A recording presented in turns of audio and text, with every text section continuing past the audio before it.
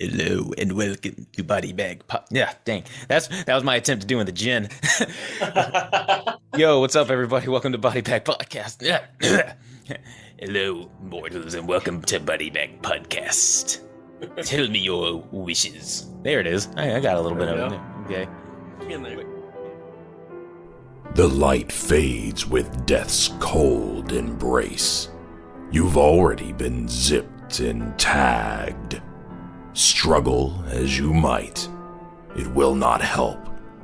No one can break out of the body bag.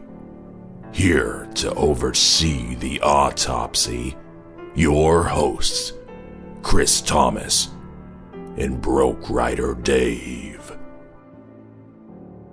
What's good, everybody? Welcome to Body Bag Podcast. I'm Chris Thomas, and with me, as always, Broke Rider Dave. How we doing, everybody? Well, we were kind of on a little bit of a hiatus. How long has it been since our last recording? Our last recording was fear.com, wasn't it? Yeah. Or was it one of our lists? It was fear.com, and we put that out on May 9th, and today is the 27th. Oh, so it was about like 2.5, has it been 2.5, 3 weeks? Yeah. And it's just because Hard to our find work schedules time. haven't been matching up lately. Oh, well, but, well, we're going to be going on a month hiatus, but then hopefully, we're learning a little bit, little by little, getting a little bit better. Yeah. Knowing what works, knowing what doesn't. I kind of like this as our last movie for the season, Wishmaster. Got a little bit of your boy Wes Craven in there. Yeah. 90s, which is a fun era. It really felt like an 80s horror to me. I thought it was like 93. I could tell that it wasn't 80s, but it kind of felt like... The CGI felt very 80s.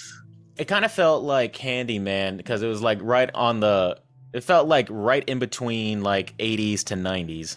Yeah. And when I found out this movie was made in 97, I was like, what? But before we get into the movie review, why don't we talk a little bit? There's been some movie updates that have been going on as of late that I'm definitely looking forward to. The biggest one being this Winnie the Pooh Blood and Honey announcement that I hear not everybody's now talking about. Yeah.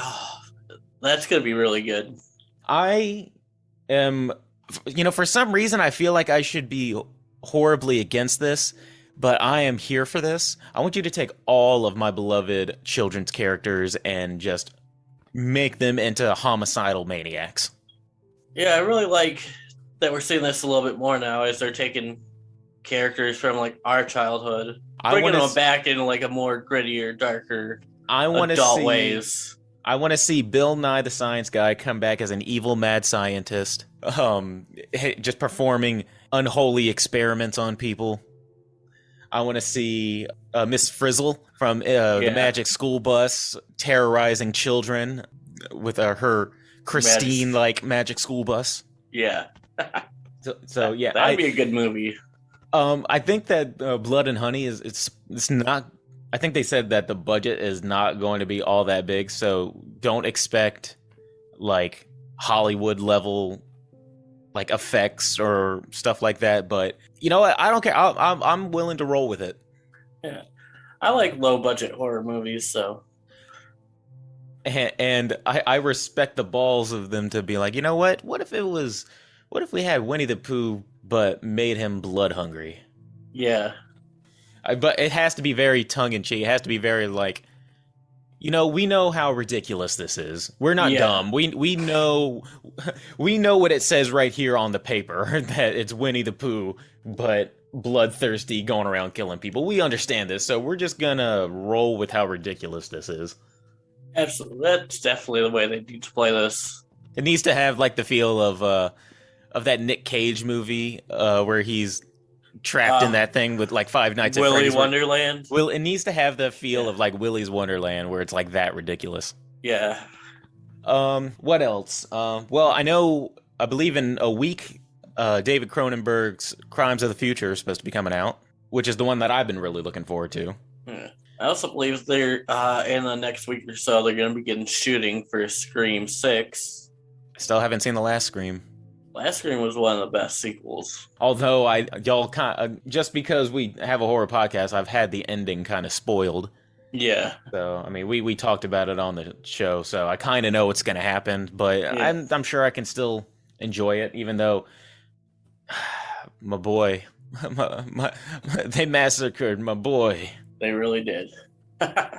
But yeah, I'm looking forward to the Crimes of the Future, although I don't think I'm going to have anybody to go see it with. I'm like the only person in my like group of friends. Well, I'm the movie guy in my group of friends, and I'm also the horror guy in my group of friends, so I'm not gonna have anybody to go see. I'm just gonna be. But you know what? Whatever. Solo. Yeah. I'll go see a body horror movie by myself. Yeah. I'll eat my popcorn and nachos and everything while I'm doing it too. So, anything else? Those were the big two. Was that movie coming up and the announcement for Winnie the Pooh? But I could have sworn that there was something else that I'm gonna be kicking myself if I don't bring it up. Side note, thanks for everybody who's kind of getting into the daily matches that I put up on Instagram. Yeah. There are some who actually go out and is like, oh, I think that Ash would win against Dean Winchester. That'd be a interesting one to see. The last one I just put up before this, in honor of this being our last recording for the season. Who do you think would win? Wishmaster, the Djinn versus Leprechaun. They are both wish-granting entities.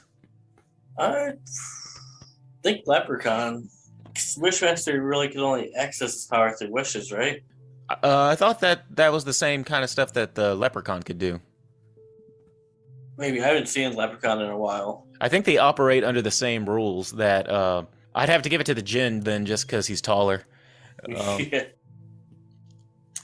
But why don't we just go ahead and that's a good segue right into the Djinn, unless you have something else to say. Just looking up. In the beginning of July, horror movie Bed Rest is coming out, starring Melissa Barrera, who was also in Scream. So it's another one to look out for. I'll have to look at the trailer for that one. I haven't heard of that one. Yeah.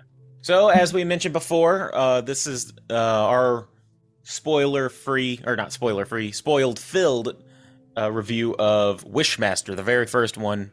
I knew it had Tony Todd in it. I didn't know that this had Robert Englund and Kane Hodder in it. But then I realized, Kane Hodder was that security guard. Wasn't he? Tom he? Savini, yeah. He was Kane Hodder's security guard. Tom Savini had a cameo. Little role. Yeah, he was in the pharmacy. Was he? I was about to ask, was he one of the construction workers? He was in the pharmacy when the guy died. But I'm conflicted about this movie. Yeah. Because editing wise, this is only kind of like one notch above Fear.com. Yeah. The only reason I put it a little bit above Fear.com is that the story was a little bit more cohesive and the villain was actually interesting. Yeah. So how should we review this movie? The long and short of it is an ancient genie gets resurrected via the gemstone that he lives in, and he needs the person who released him, in this case the woman named Alex. She needs to wish 3 wishes, and then after her 3rd wish, he is basically free and can run havoc. Well, it opens a portal to another dimension where all the other djinns are. And then the djinns will take over the world. Yeah, enslave the world, yeah. It's essentially Leprechaun, with like you need to wish 3 wishes and then they're free. Yeah. All right. So this is actually a cautionary tale. This is a cautionary tale of the dangers of the friend zone. Yeah. Because, all right, so shall we just... I'm going to do like we did with Fear.com, and just so I can keep myself on track, I'm just going to go through the Wikipedia synopsis of this, and then we just talk about it as we... Because that's the only way that I can talk about this stuff, is that I need some sort of structure and be like, all right, this happened. Oh, and also, by the way, this is my thought about it. Yeah. So, again, if it sounds like I'm reading right off a Wikipedia article, it is because that I am. Starting off, a narrator explains that when God breathed life into the universe, the light gave birth to angels, the earth gave birth to man, the fire gave birth to the djinn, creatures condemned to dwell in the void between worlds. I don't know if I sound more like Jinn or if I sound like Emperor Palpatine. If a person wakes a Jinn, they will receive 3 wishes, but the 3rd wish will free legions of Jinn on Earth. In 1112, the Jinn, played by Andrew Devov, asks the Persian emperor to make his 2nd wish. The emperor wishes to see wonders. The Jinn uses his powers to torture and mutilate people in the palace. The emperor is horrified, and the Jinn tells him to use his 3rd wish to set things right, but before he can do that, Zoroaster, a sorcerer, explains the consequences of the 3rd wish and reveals a fire opal which pulls the Jinn in, basically imprisoning the Jinn. Which, it seems like the Jinn, if you just have a certain kind of gem, ain't that really powerful. Yeah. Which comes into play a little bit later because, well, first off, all right, I'll get to it in a minute. In present-day America, Raymond Beaumont, played by Robert Englund, supervises workers lowering a box containing an antique statue of Ahura Mazda. I think that's the kind of car I drive. Onto a ship. The crane operator is drunk and drops the box, killing Beaumont's assistant Ed Finley and destroying the statue. A dock worker steals the fire opal from the rubble and pawns it. Eventually, the jewel reaches Regal Auctioneers, where Nick Merritt instructs appraiser Alexandra Alex Amberson to examine it, which awakens the Jinn. Did you catch who was playing Ed Finley? Wait, which character is Ed Finley? Oh, Ed Finley is the assistant? Oh, yeah. That's Sam Raimi's brother. He looked familiar, but I didn't. He gets crushed by a box. Yeah. He gets crushed by a crate. All right, I'm glad I'm reading this because I was about to ask what Alex's job was. It says she's an appraiser, but I was like, it looks like she works at a campus, and I thought she works at coaches, like an auction house and coaches little girls basketball. Yeah, I guess she's a jack of all trades. So I guess that was something they needed to throw into. Give her character work-life balance? The only reason why she coaches girls basketball is so that she could have that lame speech at the end where she's like, well, I teach my girls always to know their opponent. And when she said that, I was like, that is the only reason why you're doing basketball coaching is so you can make that lame comparison. Yeah. All right, so Alex is going to examine this opal. She's like, messing with it, kind of blows on it, much like how you rub a genie lamp. She is messing with it, and that awakens the Jinn. And but I forgot to add something. But the way we get introduced to Alex is that she's playing tennis with her best man friend, Josh. Poor guy, poor bastard, Josh. Who I guess she just got finished. She just got finished dating this horrible douche, and. Yeah. He's like, oh, you haven't heard from him? He basically asks her out, and she, this hurt more than any of the tortures that the Jinn did. When he's like, oh, well, I was thinking that, maybe, you and me, maybe we could go out. And and you see it in her face right before she says it. And a lot of people out there probably are familiar with this phrase. You're my best friend, and I don't want to ruin what we have. I was like, oh, that hurt. Poor Josh. Hurt my soul. Hurt every guy out there. I was like, oh man. But good guy Josh still's trying to take her out to like a dinner or something like that. And then later on, once she comes across this fire opal, takes it to... Now, the reason why she has this fire opal is because the dock worker stole it and then wants to pawn it off, and then the pawn owner wants to get it appraised. And she goes to good guy Josh, who works... Evidently, it's like a geologist or something? I don't know. He looks like he worked at a campus. Yeah. Which probably is where they were filming it. Yeah. And she was like, oh, can you run some tests on this and blah, blah, blah. And of course he does. And this is the last she will see Josh. Well, not technically. This is alive. This will be the last time she sees Josh. Because as she's going off doing her coaching basketball, Josh, I don't know what he's doing, but it involves lasers. And the Jinn, I guess, awakens even more so. Yeah. And causes the machine to explode. He comes out. You know who he kind of looks like when he's first revealed? He looks like Frank from Hellraiser when he first comes back, skinless and everything like that. Yeah. He's sitting there walking around skinless and gooey, and then right when he gets introduced and he's looking all gooey, a advertisement for hair and moisturizer commercial came up. Yeah, I love that we're watching these old movies, and we had to watch them with ads. This is the second movie that we've had to watch with ads, and I am convinced that they place these ads intentionally. Perfectly, yeah. Because he was looking there all gooey and skinless, and then a moisturizer commercial comes up. So, basically, the way the djinn works, he can only do things that people ask him to do, and much like Leprechaun, he twists their words to make their wishes awful. So, Josh is hurt from the explosion. And wishes for the pain to end. Which, of course, means that the djinn just kills him. Yeah. Technically, he got his wish. Yeah. So, because Alex awakened the djinn, which if she awoken the djinn, I don't understand how his laser thing just like awoken him even more or something. But I don't get that at all. No. And she has now a psychic link with the genie. Yeah. And she kind of sees through a vision Josh dying. So she immediately rushes back, tries to find where Josh is, and she sees that he's dead. Josh, no, Josh. And the police officer there is like, oh, hey, did you know this guy? And she's like, yes, he was my best friend. The face that officer gives when she said he was my best friend was like, oh, you poor bastard. Yeah. that wasn't a look of like, I'm sorry for your loss. That was a look of, oh man, sorry, man. I'm sorry. Not sorry to her, but sorry to like, man, this poor bastard. You know that he was trying to probably date you. Yeah. So what follows next is a series of scenes of Alex trying to figure out who this djinn is, why she's seeing visions, and the djinn is collecting souls. And the way he collects souls is that he goes around, grants people's wishes.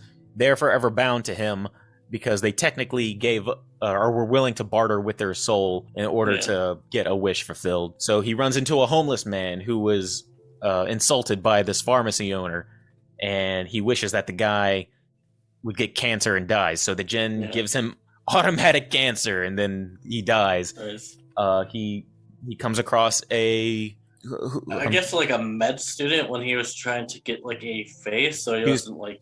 Yeah, he was trying to get a face, which he goes to. I guess it was like, yeah, that's another thing. He went and I thought it was he at a coroner's because it looked like it was also a wait. I think he was in like a morgue or something. That he didn't get Josh's face, did he? No, that wasn't Josh's face. No. For a second, I thought it was Josh's face, which I think would have been cooler. Although I like the actor who plays the djinn. I think it would have been cool if Andrew Dorvov, is that his name? I keep wanting to say Brad Dourif. It's Andrew Divoff.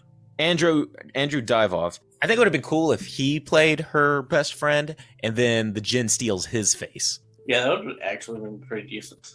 Actually, this whole movie, I couldn't help it. This was not directed by Wes Craven. It was produced by Wes Craven, but it was directed by Robert Kurtzman. I think that this would have been great if it was directed by either Clive Barker or Bernard Rose. Yeah.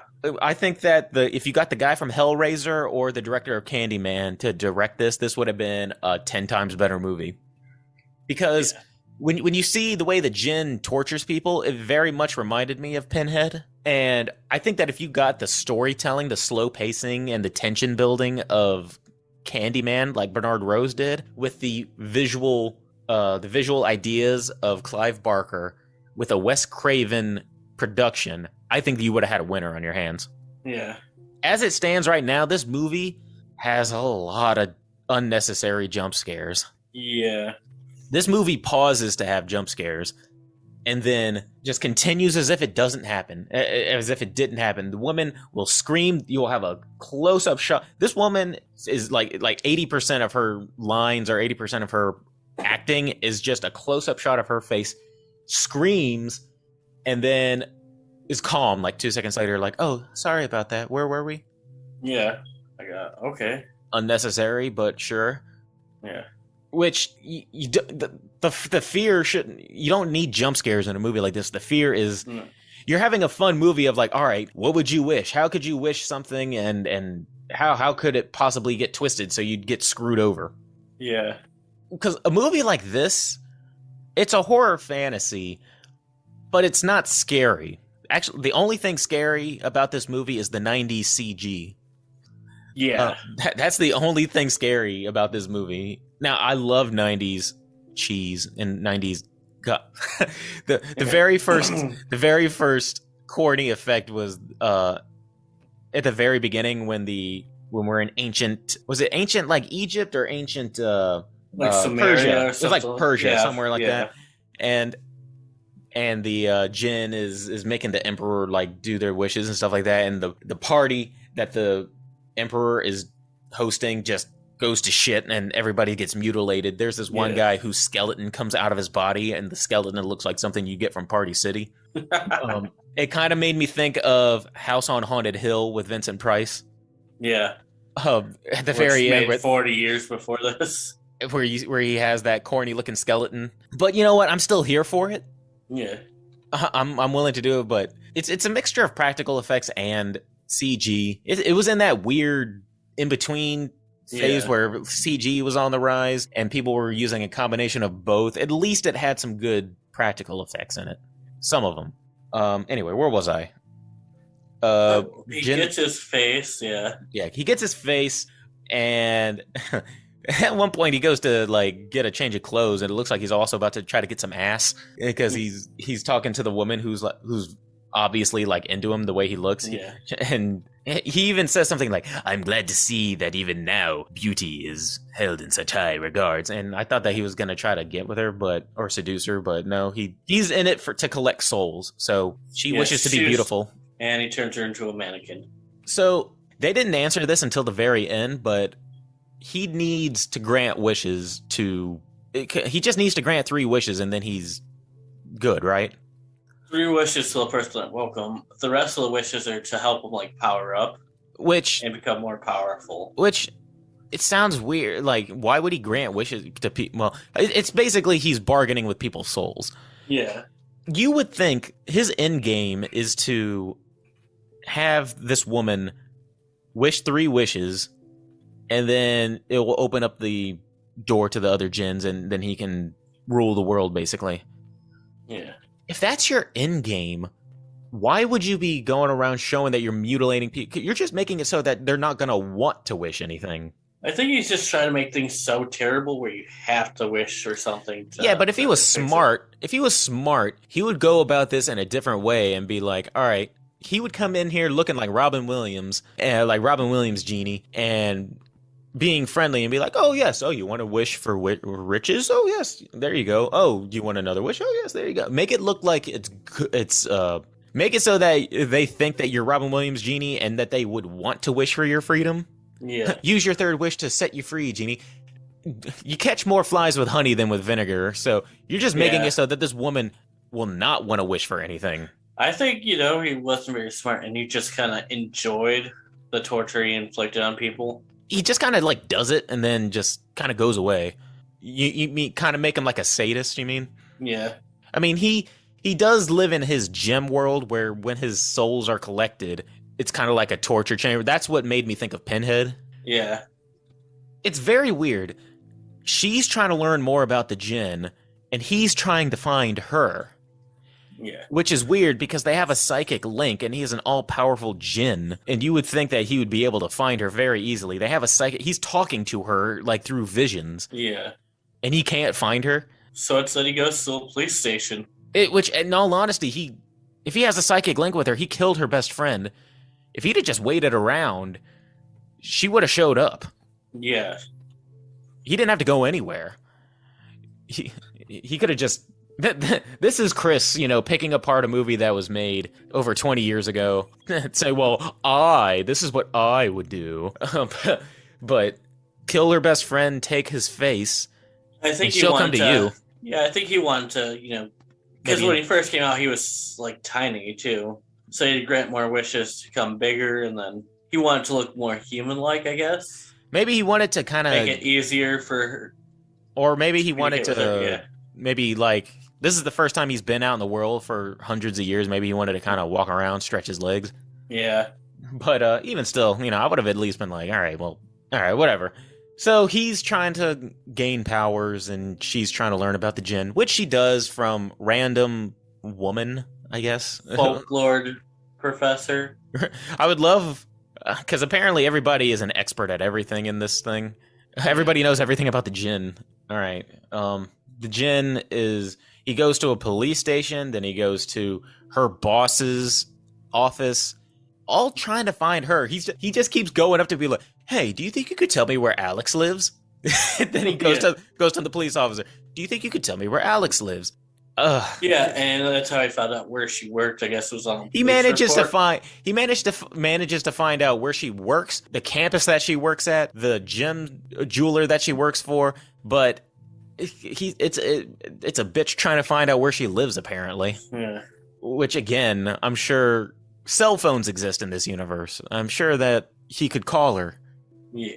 He could have called her and been like, "Hey, we have update on the on your friend's death. I think you should come by this place." And then boom, there she is. Nope, it says he causes a shooting in the police station. Causes a shooting at the police station so that it would be a distraction, so that he can a lot of the stuff is nonsensical, but this is why it's only a couple of notches above fear.com for me. Yeah. Spoiler alert for my rating, but it is just a little bit above fear.com. All right, so all this is happening. He eventually finds her, and he basically says, hey, 3 wishes, or I'm going to keep, going around killing people. Yeah. And he even offers her a free wish and says, hey, I'll get you into the spirit of the things here. I'll give you a free wish. Now, he's not going to use these wishes to automatically kill her because he needs her to do 3 wishes. Yeah. So she wishes, I wish for you to blow your brains out, which is such a dumb thing. Even a regular person who knows that this is a genie and this is a guy who's magical wouldn't wish for something like, I wish you were to blow your brains out. If he's giving you a freebie and you wish for him to be destroyed, you just easily just wish I wish for you to not exist. Yeah. Don't give him any kind of leeway of, I wish you would blow. So he blows his brains out, but then it just regenerates back because of course it does. He's a powerful, he's a genie. He's going to just regenerate it.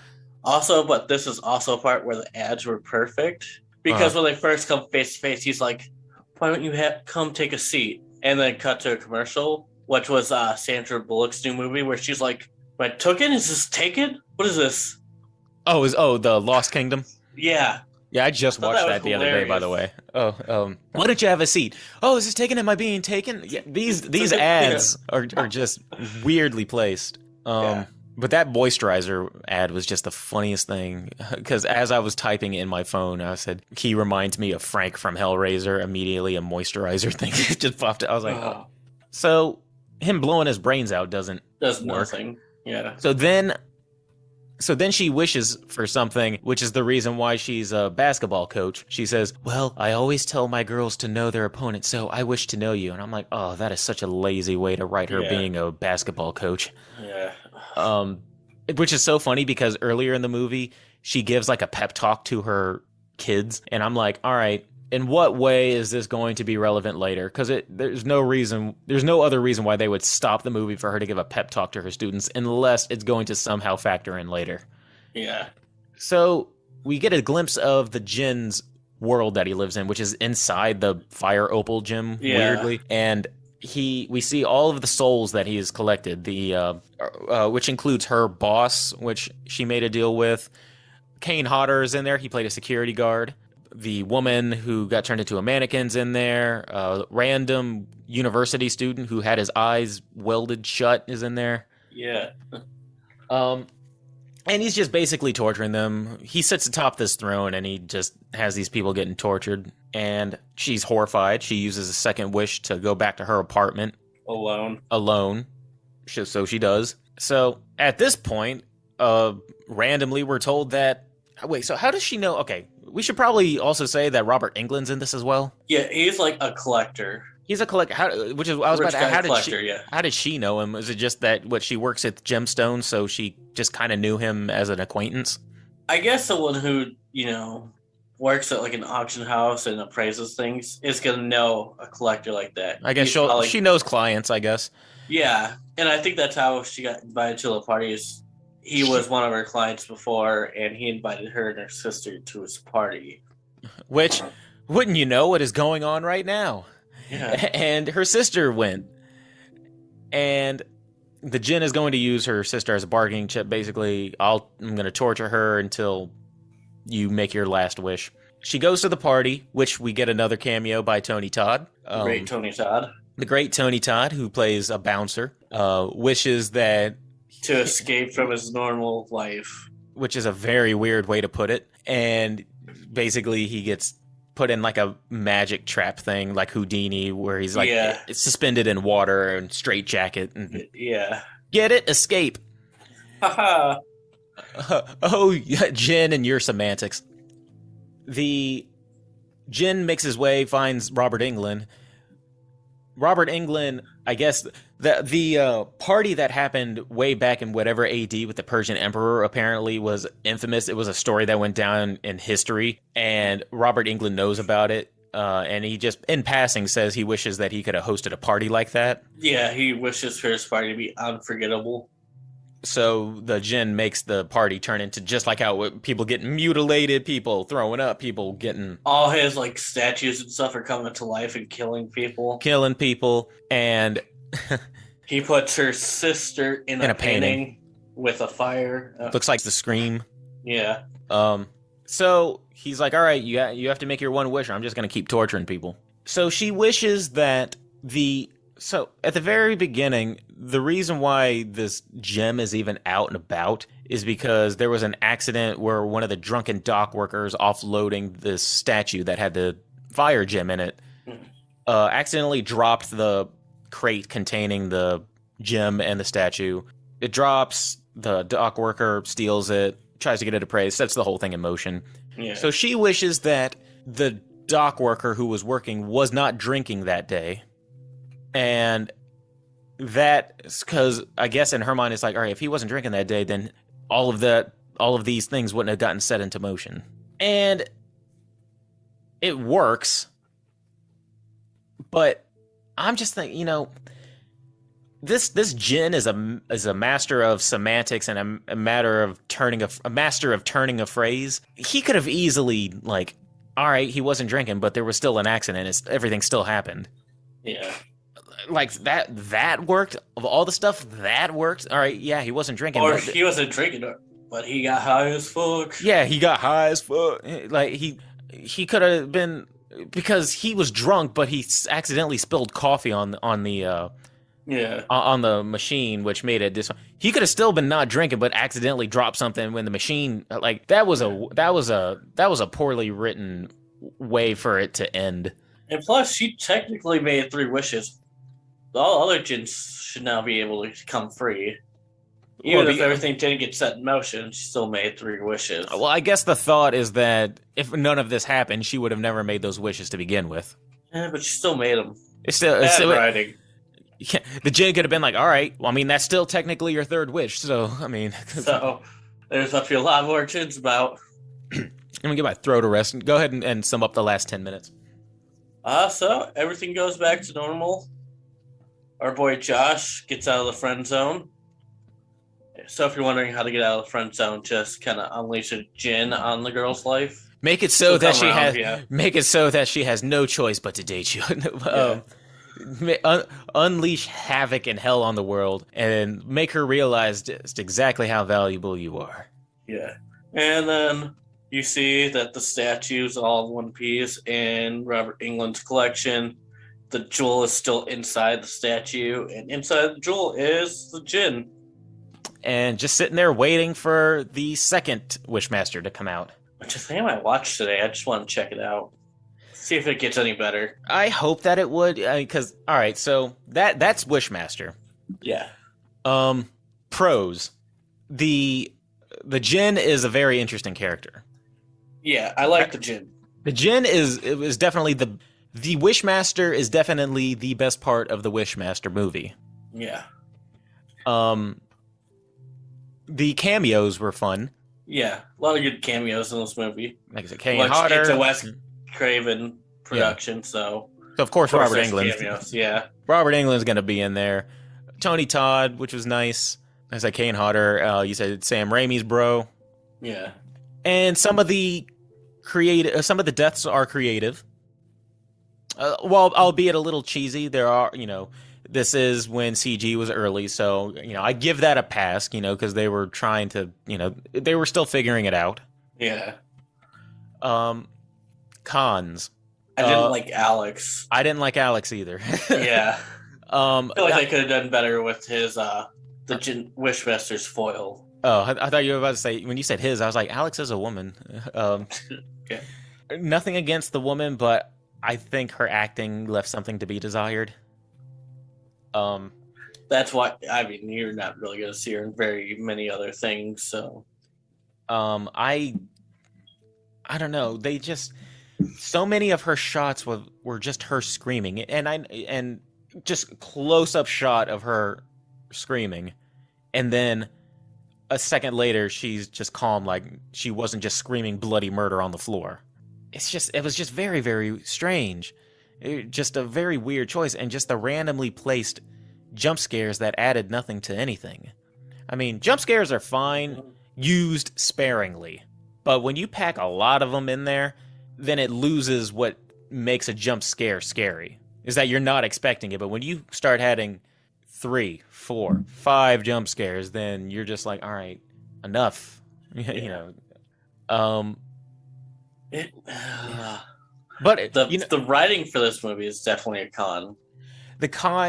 Well, the reason why, at least it had a story that I could somewhat follow.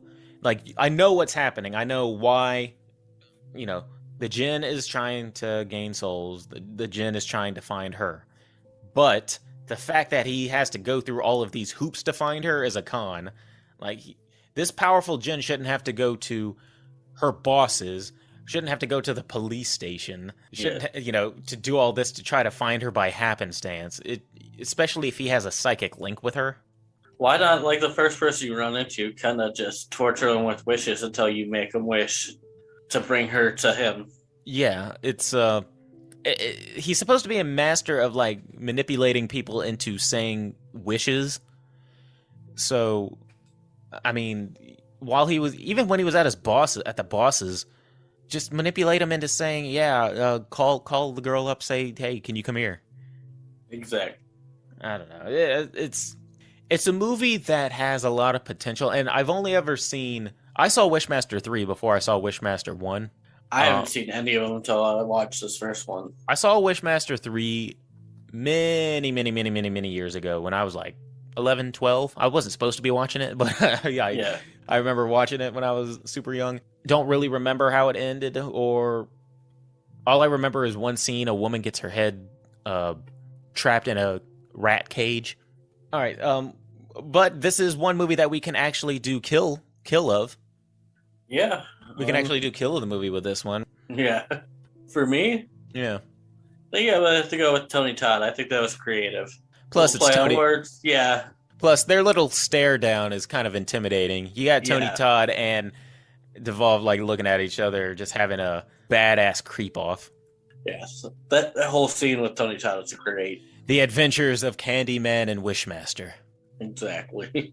Mine, just because, even though it had a corny skeleton in it at the very beginning, everything leading up to seeing that corny skeleton at the party where everybody's getting mutilated, seeing the guy basically just rip his body apart and having a skeleton just come out of his body, his bloody skeleton coming out of his body, I thought was really cool. Yeah. I thought that was a really interesting, like, his skeleton just rips out of his own body and goes around walking around. That was a pretty cool death. And it was practical. There wasn't a CG skeleton running around, and it was practical. And you know me, I'm a sucker for practical effects. Yeah. But rating time. Ratings. Huh. Now, I believe I rated what did I rate Fear.com? It was just a couple of points above Venom. I think it got like 5, but 6 with the ads. Yes, it was like 5, but 6 with the ads. This one for me, I'm gonna say I'm gonna give it a 9, but it would have been an 8 if it wasn't for the fact that the gin was very interesting. So I'm gonna give it about a 8. It was better than Fear.com, even though the writing in some places was something left to be desired. So I can't say it's a good movie, but there were certain things that I did like about it. So that's why I say it's a really good bad movie, because I did like the gin, and I did like the cameos, and I thought it had some creative deaths, but I can't necessarily say it was a good movie. Yeah. So I really liked the gin. I felt like the writing kind of ruined the movie. Mm-hmm. So I'd probably say give it a 7. 7. So we're kind of like, between 7 and 8. I'd say the average would be about 7. 7.5, I'd say would be the average. Yeah. But like I said, I still enjoyed it more than the Fear.com. Oh, definitely. Fear.com, I liked Fear.com for the reasons why you weren't supposed to like it, because it was just laughable. Yeah. In terms of like how ridiculous it was. But so much of it, I was just like, just shaking my head going, come on now, this is just... But it's crazy to think these movies came out 3 years apart. Yeah, but Fear.com came out in 2001. Is that either right? 01 or 2000, yeah. And this came out in 97. Yeah, so... Which I thought I thought this movie gave like 80s, early 90s vibes. Yeah, I mean, I knew that it was the 90s. I could just tell, but I thought it was like 92, 93. Yeah, I can't necessarily recommend it unless this is a fun... This is one of those movies that I would have watched with my friends, and we would just watch it just to be like, let's see how creative these deaths could be. Yeah. Well, I say that I'm the only horror fan of my group, but back in the day, we would watch some like Friday night horror movies, and we would just basically take bets on being like, all right, I think so and so is gonna die, I think this guy's gonna live. Yeah. If you just bet on who, like, all right, that's my guy right there, I think that guy. And then, or we would pretend like they were our avatars and be like, all right, I'll be that guy in the movie. And then that way, if that guy dies like a horrible death, and be like, well, I just died a horrible fucking death. So yeah, that was my guy. So this would have been one of those movies. Yeah. Where just been like, all right, I would have been like, all right, I'm going to play Josh. Well, Josh was the first one dead. Yeah, he did not last very long. He didn't last long. But it was still fun. Yeah. I'm still glad I watched it. I just can't recommend it if you want a good story. But I mean, they don't all have to be good stories. Fun watch. Now, what's the list coming up? How about real quick, just as a quick recap of the season? Did you have a favorite movie that we watched this season? Favorite movie we watched this season? Yeah, probably Last Night in Soho. Yeah, Last Night in Soho was really... That's hard to believe that we watched that, because it was snowing over here when we reviewed that. Yeah. It was in the middle of winter when we reviewed Last Night in Soho, and now it's right at the beginning of summer. Yeah. It was definitely between that one and House of Wax. Yeah. Liked me some good Vincent Price, but yeah, Last Night in Soho was a lot of fun. So I would probably... Don't lie, Chris. You're talking about the remake of House of Wax. You love that movie. Oh, man. You know me. I'm a big Paris Hilton fan. Which... I say that, jokingly, but everybody hates her in that movie. But I remember watching that movie and not hating her. Well, we discussed it in the remake. Like, she did what she was supposed to do for her role in that movie. She wasn't the reason that movie was terrible. Yeah, I mean, she got asses in seats. Yeah. Whether it be for the reason why she probably wanted or not. I'm sure a lot of people probably went like, I want to see Paris Hilton get killed in this movie. But everybody likes to joke and say that she was terrible and god-awful, but... I remember watching it a couple of times and not hating the movie, and also when it came to Paris Hilton, I was like, I didn't. Paris Hilton is like Nickelback. Yeah, people like to just jump on this like hate train. Which I'm not saying she's a great actress, but I've seen more annoying performances. Yeah, I'm sure that people would gladly take her over the kid from the Babadook. Yeah, but we're taking June off to do some more restructuring. We already have a couple of people in the works for guests. I know we have Jamie Stewart and we have Spencer Hamilton coming back. They're going to be promoting some new stuff. We're going to have our giveaways already collected in advance, I'd say. Yeah. I say that we should have, we'll have some books by Janine Pipe. We're going to have sausages to give away. Yeah. We're going to have Spencer Hamilton has a book he wants us pushing, as well as I also have a copy of The Kitchen Sink that we can push. I want to get all of those collected in June. That way we can distribute them throughout the season. And for all of those who are interested in actually doing something good, when we have those giveaways, I kind of want to make it so that you have to buy your way into the raffle. Not much, maybe like $1 if you want, but I want to do some kind of charity stream where if you want to enter the raffle to like get the book, $1 equals 1 submission into the raffle. And so the more dollars that you give, the more you'll get into the raffle. Well, I'm gonna get some cool movie posters, some classic Movie Monster movie posters, because that's gonna be one of the themes that we're gonna have during next season. So you can gift. We haven't figured out a charity yet, but we will. So you'll be able to get a book, some posters, and know that some of the money is going to a good cause once we figure out what the charity is. But this has been fun. I really, I'm glad that we're actually getting some traction on Instagram. We've been getting more and more followers. We're getting close to 400, which we started with like 200. Now we got like 400. So, oh no, we started with less. Do you remember how many we started with? Like only 100. Like, and that was just because we just spam like followed a bunch of people. But we're slowly getting a following. We're not doing this to be some big podcast. I'm just doing it because it's fun. It's fun, yeah.